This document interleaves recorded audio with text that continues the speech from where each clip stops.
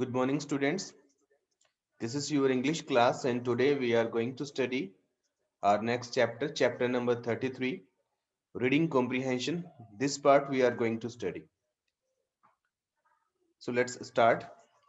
Reading comprehension का मतलब होता है कि किसी पैसेज को, किसी पोएम को रीड करके उसको समझना, उस समझ को कहते हैं reading comprehension, right? A point, the passages and poems in this chapter are meant to evaluate the students' reading skills. जिस चैप्टर में पोएम्स या फिर पैसेज दिए गए हैं उनको इसलिए दिया गया है ताकि वो इवेल्युएट कर पाए, मूल्यांकन कर पाए स्टूडेंट्स की रीडिंग स्किल्स कितनी है, यानी कि वो रीड करके कोई बात को समझ पाते हैं कि नहीं समझ पाते हैं। Reading is a receptive skill. Reading जो है एक रिसेप्टिव स्किल है, यानी कि ऐसा स्किल है जिसको एक्वायर किया जा सकता है, जिसको प्रैक्टिस के द्वारा प्राप्त किया जा सकता है। It provides raw material for producing language. Reading करने से हमें क्या होता है, रो मटेरियल प्राप्त होता है, यानी कि हमें हमारी समझ डेवलप होती है। जैसे हम पढ़ेंगे तभी तो हम आगे किसी को कन्वे कर पाएंगे कोई मैसेज। जितना हम रीड करते हैं उतना हम इंटेलिजेंट बनते हैं, उतनी हमारी रीडिंग अच्छी होती है और हमारे माइंड में अच्छे आइडियाज आते हैं, जब तो हम उसको आगे डिलीवर कर पाते हैं। If students do not receive they can't produce. अगर कोई स्टूडेंट्स रिसीव नहीं करता यानी कि रीड नहीं करता तो वो स्पीक नहीं कर पाता, यानी कि आगे अपने विचार नहीं रख पाता। That is why it is important to develop reading skills. इसलिए इंपॉर्टेंट है कि हमें अपने रीडिंग स्किल्स को डिवेल्प करना चाहिए। Regular evaluation is an integral part of the development process. जो रेगुलर हमारा इवेल्युएशन है, मूल्यांकन जो होता है, वो एक इंपॉर्टेंट पार्ट होता है हमारे डेवलपमेंट प्रोसेस का। Next point, in the following page students are required to answer a variety of questions on unseen passage and poems. इस पेज पे जो इस चैप्टर है इसमें बहुत सारे variety of unseen passage and poems दिए गए हैं। अनसीन का मतलब होता है ऐसे पैसेज या ऐसी पोएम्स जिसका हमें पता ना हो कि वो कहाँ से लिए गए हैं। तो यहाँ पे बहुत सारे पैसेज हैं और पोएम्स हैं जिनके हमें क्वेश्चनों के आंसर देने हैं रीड करके। Multiple choice questions that can be answered in one word और टू और इन अ सेंटेंस और टू, और सम क्वेश्चंस टारगेटिंग वोकैबुलरी। तो इसमें बहुत सारे क्वेश्चन है, कुछ एमसीक्यूज हैं, कुछ ऐसे क्वेश्चंस हैं जिनका आंसर एक वर्ड में या दो वर्ड्स में दिया जा सकता है, या फिर कुछ एक सेंटेंस में या एक से ज्यादा सेंटेंसेस में दिया जा सकता है। और कुछ ऐसे क्वेश्चंस भी हैं जो वोकैबुलरी को टारगेट करते हैं, यानी कि वर्ड मीनिंग को हमारे इनहेंस करते हैं। They mostly test factual comprehension. इस इन रीडिंग कॉम्प्रिहेंशन से हमें क्या होता है, हम हमारा एक फैक्ट को जानने वाला समझ डिवेल्प होती है, वो टेस्ट करते हैं उसको। But in some cases evaluative comprehension, और कुछ केसेस में क्या होता है, हमारी इवेल्युएटिव कॉम्प्रिहेंशन को भी टेस्ट किया जाता है, right? Now B point, tips to attempt comprehension passage and poems. कुछ यहाँ पे टिप्स दी गई हैं, उनकी हेल्प से हम इन पैसेज को, इन पोएम्स को हमने अटेम्प्ट करना है। क्या टिप्स है? Read the passage poems carefully and try to get a general idea of the subject it deals with. तुमने उस पैसेज को, उस पोएम को इस तरह से पढ़ना है ताकि हमसे ये पता लगे कि उस पैसेज में, उस पोएम में क्या कहा जा रहा है, यानी कि उसका थीम क्या है, किस बात के ऊपर वो पैसेज या पोएम लिखा गया है। Truly go through the questions you are required to answers. उन क्वेश्चंस को अच्छे से पढ़ो जिनका आपने आंसर करना है। Become familiar even with the sequence in which they are asked. तो जिस सीक्वेंस में दे वो लिखे गए हैं क्वेश्चंस, उस सीक्वेंस में इसको पढ़ो, उससे फैमिलियर हो जाओ। Pause at difficult words and try to figure out their meaning from the context. तो जो वर्ड्स यहाँ पे डिफिकल्ट वर्ड्स आते हैं पैसेज में, हमें उस पे रुकना है, बट उसका एक पैसेज के अकॉर्डिंग, उस कंटेक्स्ट के अकॉर्डिंग मीनिंग जो है वो हमने जज करने की, गैस करने की कोशिश करनी है। Now take each question in turn and locate its answer in the passage poem, infer its answer. तो एक हर एक क्वेश्चन को समझो, पढ़ो और उसका उस पैसेज में आंसर ढूंढने की कोशिश करो। Make a mental note of all the questions. एक मेंटल नोट, यानी कि अपने माइंड में उनके आंसर सोच लेने हैं उस पैसेज को पढ़कर। Point number 5, see that your answers are relevant, brief और क्रिस्पी। आपने ये देखना है कि जो आपका आंसर है, जो आप आंसर लिखने जा रहे हो, वो रेलेवेंट है, वो सही है कि नहीं है, जो क्वेश्चन में पूछा गया है वही है ना, उसी का आंसर दे रहे हो ना। ब्रीफ है यानी कि संक्षिप्त है, यानी कि टू द पॉइंट है। एंड क्रिस्पी है यानी कि अननेसेसरी डिटेल उसमें नहीं लिखी गई। तो इस तरह का आंसर आपने लिखना है जो रिलेवेंट हो, ब्रीफ हो, क्रिस्पी हो। दे शुड नॉट ओवरलैप, वो ओवरलैप नहीं होने चाहिए, यानी कि एक क्वेश्चन को पूछा गया और एक क्वेश्चन के साथ आप दूसरे क्वेश्चन का भी आंसर दे रहे हो, तो एक क्वेश्चन में एक ही क्वेश्चन का आंसर देना। Make sure that all the questions have been answered completely and correctly. आपने इस बात का ध्यान रखना है कि जो आप क्वेश्चनों के आंसर लिखोगे वो पूरी तरह होने चाहिए और सही होने चाहिए। पॉइंट नंबर 7, डोंट एक्सप्लेन और elaborate any points with examples of your own.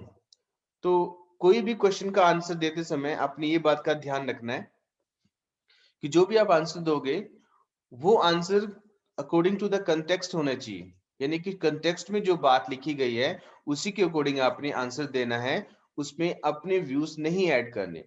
Just keep yourself close to the given context. जो तुम्हारा कंटेक्स्ट दिया गया, टेक्स्ट दिया गया है, उसके आपने क्लोज रहना है, यानी कि उसी के अकॉर्डिंग आपने आंसर करना है, right. Next, it is important for the students to increase their reading speed which can be achieved only by practice। तो ये जरूरी है कि स्टूडेंट्स को अपनी रीडिंग स्पीड बढ़ानी चाहिए, और वो कैसे बढ़ा सकते हैं अपनी रीडिंग स्पीड को? प्रैक्टिस कर करके, यानी कि बार बार पढ़ के चीजों को रीडिंग कर करके वो अपनी स्पीड को इंक्रीज कर सकते हैं। Second point, having a strong and varied vocabulary covering a wide range of subjects is always helpful. But to comprehend the meaning of a given text, knowing the meaning of every word is not necessary। तो यहाँ पे कहा गया है कि हमें अपनी vocabulary को स्ट्रोंग बनाना जरूरी है, यानी कि अगर हमारी वोकेबलरी, यानी कि हमारे पास हमें बहुत सारे वर्ड्स के मीनिंग पता है, तो हमारी हेल्प करता है किसी भी टेक्स्ट को समझने में। परंतु टेक्स्ट को समझने में, यानी कि किसी भी पैसेज को समझने में जरूरी नहीं है कि तुम्हें हर एक वर्ड का मीनिंग आना चाहिए। Grasping the general meaning of the given text is enough, यानी कि जो वहां पे टेक्स्ट दिया गया, जो बात वहां पे पैसेज लिखा गया, उससे आप क्या समझते हो, यानी कि हर एक वर्ड का मीनिंग आपको नहीं भी पता तो that's okay, that's fine, but generally उससे क्या कहा जा रहा है, उन लाइन से क्या कहा जा रहा है, वो आपको समझ में आना चाहिए। जो वर्ड मीनिंग टफ होते हैं उसका आपने मीनिंग गेस करना चाहिए कि उस कंटेक्स्ट में उस वर्ड का क्या मीनिंग दिया हुआ होगा, right. Now read the passage given below. अब यहाँ पे जो पैसेज दिए गए हैं हमने उस पैसेज को पढ़ना है और उसके अकॉर्डिंग कुछ क्वेश्चंस के आंसर लिखना। Clear? Let's start. Read the passage given below. It having become clear that a war between Kauravas and Pandavas was inevitable। तो जो कौरव और पांडव के बीच में जो वार हुई थी वो हमें पता था, वो ऐसी वार थी जो इनविटेबल थी। सर इनविटेबल क्या होता है? ऐसी चीज जिसको टाला ना जा सके, जिसको अवॉइड ना किया जा सके, यानी कि वो होनी ही थी, पक्का होनी थी, तो ऐसी वार थी। Both Arjuna and Duryodhana decided to seek Krishna support for their respective side.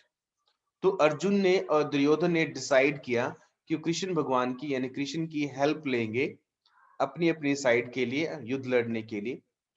Both of them went to Dwarika to meet him. दोनों के दोनों, यानी कि अर्जुन और दुर्योधन दोनों द्वारिका गए कृष्ण भगवान से, यानी कृष्ण से मिलने के लिए। Next, since Arjuna and Duryodhana were closely related to Krishna, they were allowed to go straight in his bedroom. क्योंकि अर्जुन और जो दुर्योधन थे वो कृष्ण के बहुत क्लोज थे, बहुत नजदीक थे, इसलिए वो बिल्कुल स्ट्रेट उसके बेडरूम में चले गए, किसी ने उसको नहीं रोका।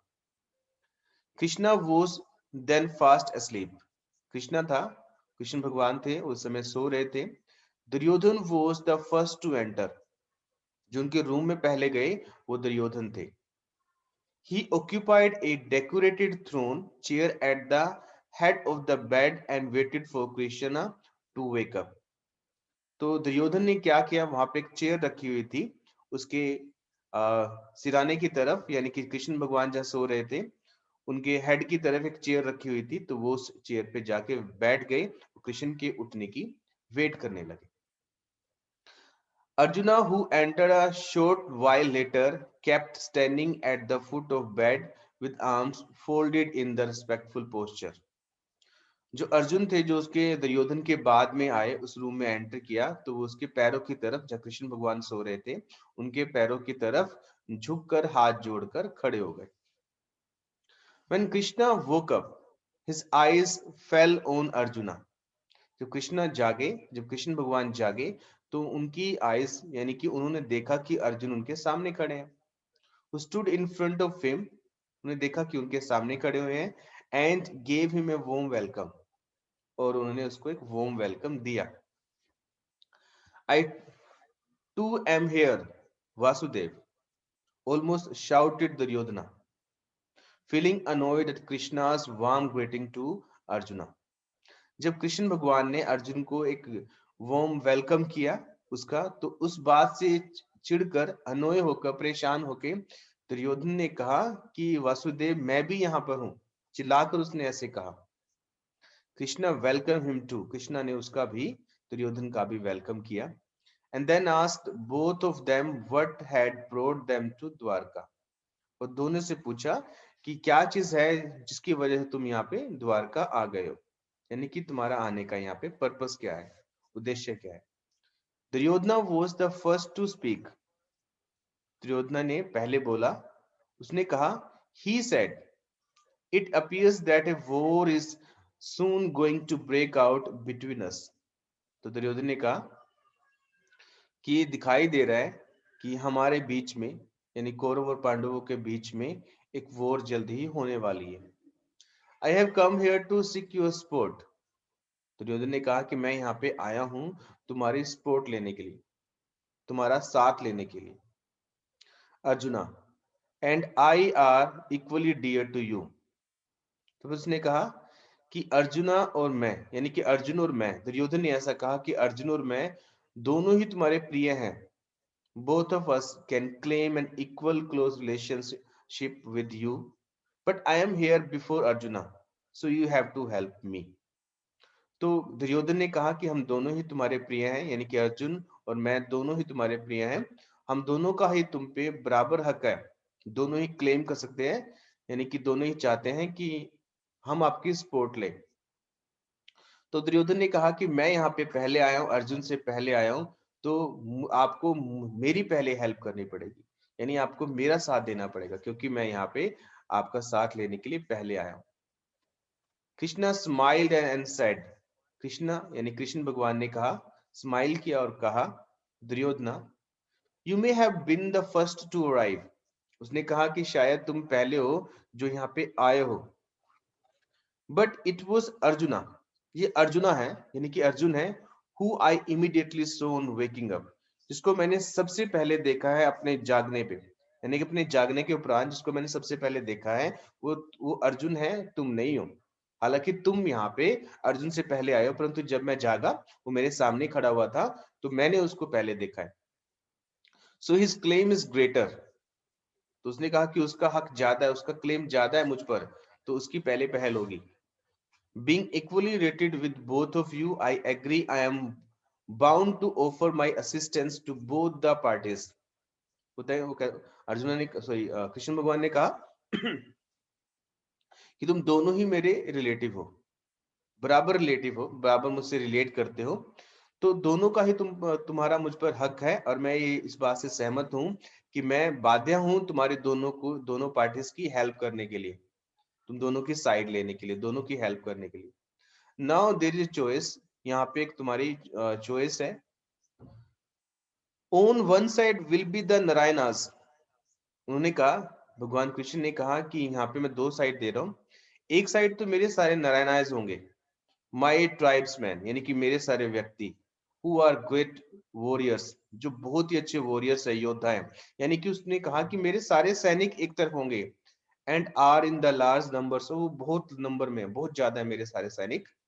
I individually will be on the other, भगवान कृष्ण ने कहा एक साइड तो मेरे सारे आदमी हैं, मेरे सारे वॉरियर्स हैं, मेरे सारे योद्धा हैं जो बहुत सारे हैं, और दूसरी तरफ मैं हूं, सिर्फ मैं अकेला हूं। I will neither wield a weapon no take part in actual fighting. तो उन्होंने कहा मैं एक्चुअल फाइटिंग में टेक पार्ट नहीं करूंगा, पार्टिसिपेट नहीं करूंगा, और ना ही मैं वेपन उठाऊंगा, ना ही कोई हथियार उठाऊंगा।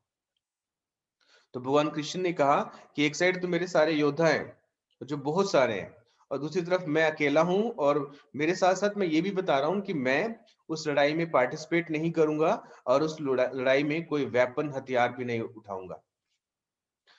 Arjuna will have the first turn to choose. तो भगवान कृष्ण ने कहा कि अर्जुन की पहली टर्न है, जो भी वो चूज करना चाहता है, जो भी वो लेना चाहता है, या तो मेरे सारे सैनिक या फिर मैं अकेला, तो वो उसकी इच्छा है। Without any hesitation Arjuna said, बिना हेजिटेशन के अर्जुना ने कहा I would be content if you are with us. उसने कहा मैं संतुष्ट होऊंगा इस बात से अगर तुम मेरे साथ होगे तो। I don't need your Narayanas.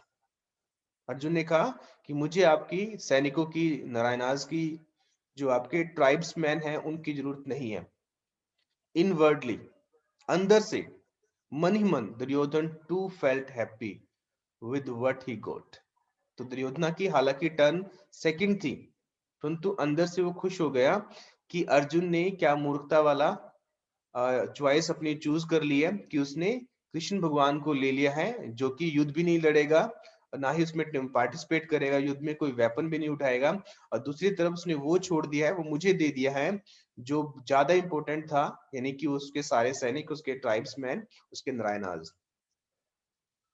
So this is the passage. Now according to this passage we have to answers of some questions, we have to give the answers. Tick the right options. तो पहले हमने right options पे टिक करना है, हमें देखना है कि कौन सा आंसर सही है, right. Please wait a while, let me take your attendance, then we will start once again.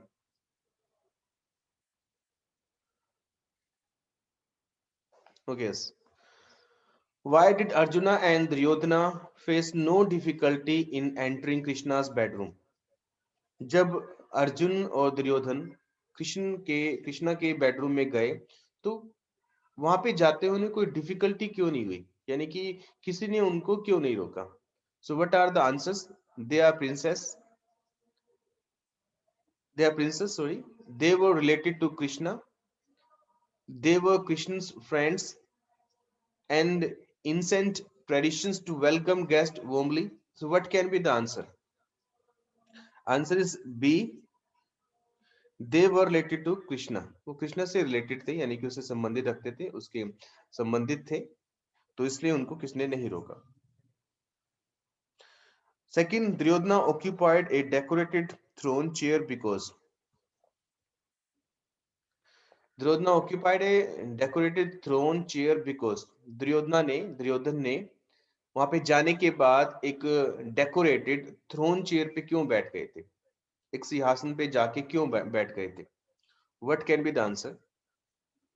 Four options are here. He wanted to be seated close to Krishna's bed, वो कृष्णा के बेड के पास बैठना चाहते थे। He wanted to suggest that he was the first to come, वो ये चाहते हुए सजेस्ट करना चाहते थे कि वो पहले हैं जो यहाँ पर आए हैं। ही वॉज ए प्रिंस, वो एक प्रिंस थे इसलिए।